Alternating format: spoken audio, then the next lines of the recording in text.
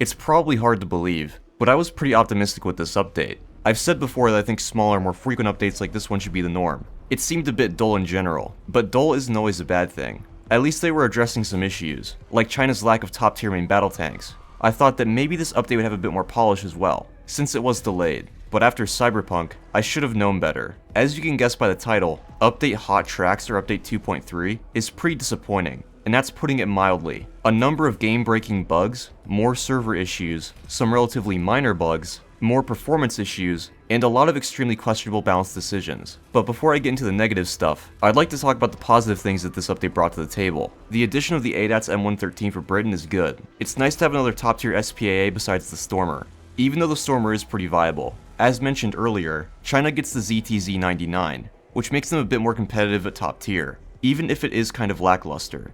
From third person, the new gunfire effects are a pretty vast improvement.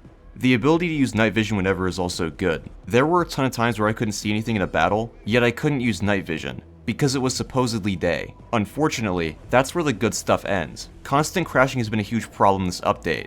At this point, I'm pretty sure everyone knows about the A-4 bug, whereby ramming it into the ground, everyone in the match would have their game crash.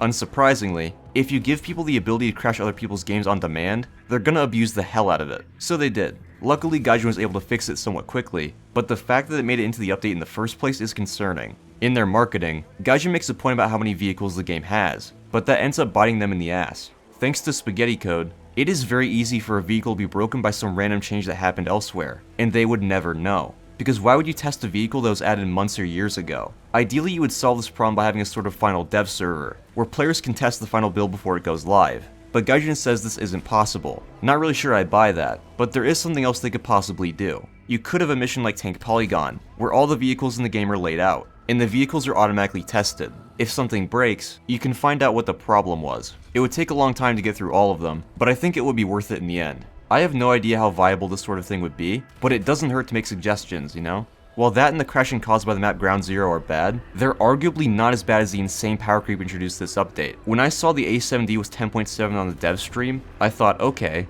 this will be useless. Then on the dev server, I saw it was 9.7, and I thought, okay, it'll actually be good now. Then it drops on live at 9.3. As if SRAMs weren't enough to contend with, now aircraft in the 8.0 BR bracket need to deal with AIM-9Js. It's not nearly as broken as the Harrier is, but it's still pretty unfair. You would think that after the backlash over the SK60, maybe Gaijin realized AIM-9Js don't belong anywhere near that tier, but apparently not. The addition of the IGN Hyuga is just beating the dead horse that is Naval. It is such a leap in capability that even compared to the already overpowered Dreadnoughts, it is still massively overpowered. And of course there's smaller stuff, like the fact that the feature this update was named after didn't make it into the game until 2 days later. I guess technically the track sparks made it in, but is that really worthy of the title? There's also this fun bug where my map disappears, because who needs that, right? We can't forget the server issues, which have only gotten worse thanks to the event. I mean, what else is there to say? The solutions to these issues are straightforward. Most of the blame lies on Gaijin's QA process, but when it comes to the absurd balance decisions, I and a lot of other content creators offer feedback.